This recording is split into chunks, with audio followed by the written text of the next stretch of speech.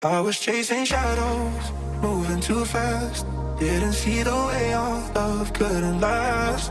Now I'm stuck replaying what I put you through. Every night I'm haunted by the thought of you. If you need my loving, call me and I'll step on through. And we can talk all night long. If you want this loving, then call me and I'll drive to you. And we can touch all night long. Just call me and I'll come through.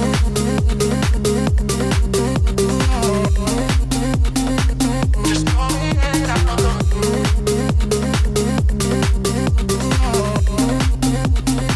Just call me and I'll come through.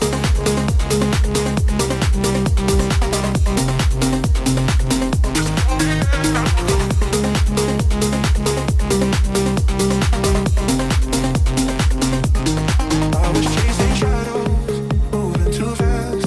Didn't see the way our love couldn't last. Now I'm stuck replaying what I put you through. Every night I'm haunted by the thought of you. If you need my love. So, ito naman yung seating reference dito kay Bajaj RE. So, kung kasing laki ko, kasya 3. At dahil nga ni-request nyo, bumalik na tayo dito guys sa LYR Marketing Corporation, Kanakotan, Tagum City upang mag-update review dito sa bagong Bajaj RE. Siyempre, pag-uusapan natin yung specs, features, at updated price. At aalamin na din natin guys kung may nag-upgrade ba dito sa tri-wheeler na to. Kaya naman tara, samahan nyo ikutan ng motor na to.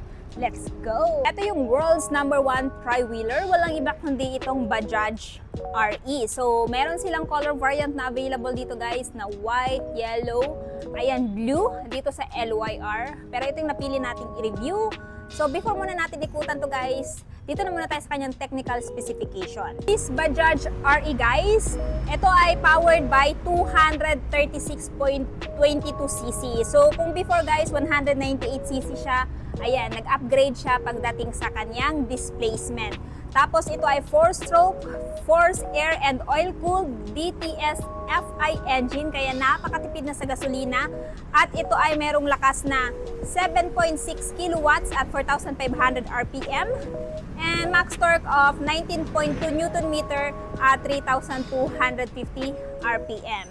So, ganun kalakas yung hatak nitong tri-wheeler na to guys. Marami kasi nakikita mga video na tri-wheeler. Ayan, sinasabak nila sa uphill. And ayan, namangha ako guys kasi kayang-kaya pala ni Bajaj RE ito gamitin pag halimbawa iaakyat sa mga incline na lugar or sa mga uphill. So, nga pala guys, kanina nakita ko lang puti, yellow at blue. Meron pala silang isa pang color variant na RE which is itong red. Ayan. So, of course guys, nandito pa rin yung kanyang windshield. No? Napakalawak ng windshield. Parang sa ganon, visible sa driver yung daan. And then, meron siyang wiper. Of course, ito pa rin yung kanyang wiper. Hindi pa rin naman tinanggal. And for me, goods na goods yan para pag umulan or malikabok, ayan, mas klaro na yung daan. And then, ito yung kanyang turn signal light. Ayan, naka-bulb type pa rin yan guys. And of course, yung kanyang headlight naka-bulb type pa rin. Tapos nandito pa rin naman yung kanyang emblem na Bajaj RE. Then, sa mga nagtatanong pagdating sa suspension ni RE guys, check natin. Naka-single shock suspension siya sa front. Ayan. Pero siya tire size na 4.00 by 8. And then, pagdating naman sa side profile niya guys, ganyan yung itsura. Ganun pa rin naman, pero yung isa sa nag-upgrade dito kay Bajaj RE, kung before, yung upuan niya hanggang dyan lang, pero ngayon extended na. Kita nyo naman guys. O, diba? Talagang sagad na sagad yung upuan niya, kaya naman kahit 3 kayo dito, kakasya kayo. Tapos ang kinaganda pa dito, meron din siyang, ayun, meron din siyang compartment guys. Tapos meron pa siyang spare tire kapag halimbawa na flat na yung tire ninyo. Ayan. So, meron siyang spare tire. Tapos, nandito yung kanyang baterya. Ayan. Syempre, meron din yung free tools. So, kapag halimbawa na flat yung gulong sa harapan or sa likod, meron kayong pang palit. So, plus point sa akin guys, na in-upgrade yung kanilang seat extension dito. Parang sa ganon, hindi hawan. Ngayon is talagang hakop na. Ayan, hanggang dulo. So, ayan, kahit 3 tao kakasya dito. Tapos, yung pagdating naman sa seat, generous din yung kanyang seat cushion guys. Leather type pa rin naman, ganito yung texture ng kanyang upuan. Yun nga lang nakabalo to kasi bago pa, wala pa nakabili. Pero same lang naman sila ng texture na, ayan, brown leather type na naka-stitches. Guys, ang kinaganda dito sa Bajaj RE guys, yung mga upuan niya, pwede mong i-lift. Ayan o, balik na natin. Pating naman dito sa kanyang dashboard, ito yung dashboard niya guys. So analog type yung dito, tapos dito digital. So nandito yung speedometer, ayan, at tapos yung odometer. Ito yung fuel gauge, syempre pag pinaandar yan, ilaw yan. Yung pangalan niya na Bajaj. Tapos dito naman, ito naman yung sa kanyang MP3. Ayan guys. So yung kinaganda dito, pwede ka maglagay dito ng SD card. Ayan, pa-downloadan mo ng music para pag habang nagbabiyahe ka, may music na lumalabas dito sa dalawang speaker. Dalawang speaker niya guys. And for me, goods na goods yan para hindi boring yung biyahe ninyo. O, diba? Tapos ito yung kanyang manibela. So, nandito guys, 4-speed yan. Diba? Ito yung kanyang clutch. Tapos, pagdating naman dito, ito yung kanyang crank. Kumbaga, para siyang kickstart pero handstart ang tawag dito. Yan naman yung kanyang brake pedal, guys. O, diba? Napakaangas. At syempre, pagdating naman dito, ito yung kanyang permera, neutral. Hanggang kwarta to siya, guys. Tapos, nandito yung sa high beam at low beam. Ito naman yung kanyang turn signal. At pagdating naman dito sa wiper, ayan, guys. And ito naman yung kanyang park light. Ayan. Tapos yung horn.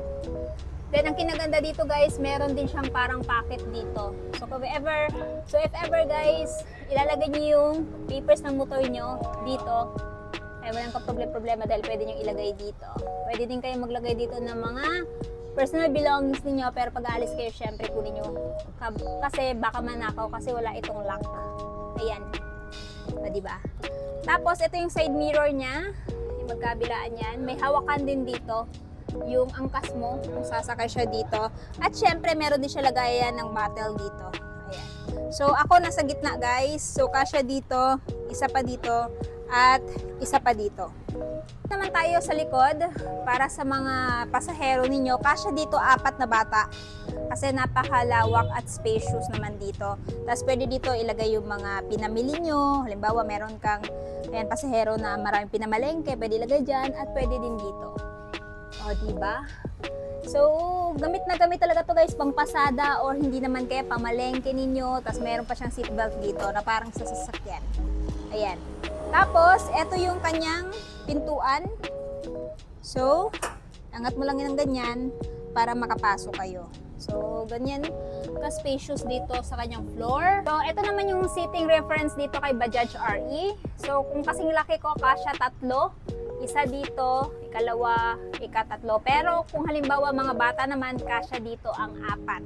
So, sa pag-upo natin dito, comfy naman siya. At the same time, talagang relax kung ito yung klase ng tri-wheeler na sasakyan ninyo. Kasi aside sa napaka-generous na seat cushion dito, generous din yung seat cushion sa likod. And at the same time, may compartment pa dito at mayroon din compartment sa baba.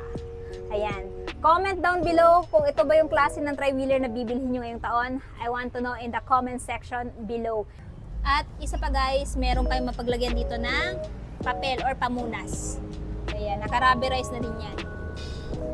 Ayan, stig. Ito naman kayo magpapagas. Ito nga pala siyang fuel tank capacity na 8 liters. So malayo-layo na din yung matatakbo nito kasi medyo malaki yung fuel tank niya. At syempre, sa mga nagtatanong, yung before na Bajaj RE is twin spark plug. Pero ngayon, single spark plug na lamang po. And for me, napakaganda niyan. Then, ito pala yung kanyang tire sa likod, guys. Eurogrip pala yung brand. At meron siyang tire size na 4.00 by 8. Ayan. Tubeless na din. Pag mapako, hindi basta-basta magpa-flat to. Tapos, syempre, meron siyang rubber dito, pangharang sa putik-putik. And then, ito yung kanyang brake light. So, pagdating sa brake light niya, guys, naka-bulb type. Tapos, may emblem pa rin siya dito na Bajaj RE. So, kumpara kay Maxima, guys, yung kanyang cover sa likod na natataas o naangat, kay RE, hindi. Pero mas mahal nga lang si Maxima. Ayan. So, ito yung kanyang back profile. At highly recommend to doon sa mga nagpaplanong bumili nito dahil mas upgraded na to ngayon. Hand start yung nasa kabila, meron din siyang, ayan, handbrake dito. O, diba? Napakaangas para na ding sasakyan. Kaya naman highly recommend to doon sa mga nagpaplanong bumili nito na gagamitin pang negosyo or di naman kaya pang pasada kasi mas upgraded na to kumpara doon sa nakaraang version. And kung bibilhin nyo nga pala to sa LYR ngayon guys, nakala siya ng 2,500 pesos sa cash at saka sa installment up until January 31, 2026. Tingnan naman sa cover niya guys dito, wala pa rin naman pinagbago, leather type pa rin naman. Tapos dito naka-transparent. Kung if ever interested kayo dito sa Bajaj RE guys, ito ngayon ay may presyo dito sa LYR na spot cash is 205,888, less nga ng 2,500. Pero kung kukunin nyo ng hulugan, down payment is 16,471 at monthly sa 3 years na 9,288 at rebates na 400. So, this one guys is available sa LYR Marketing Corporation, Kanokotan, Tagum City. Aside sa yellow, meron silang white, blue at red na available. Kaya i-grab nyo na habang naka-promo pa.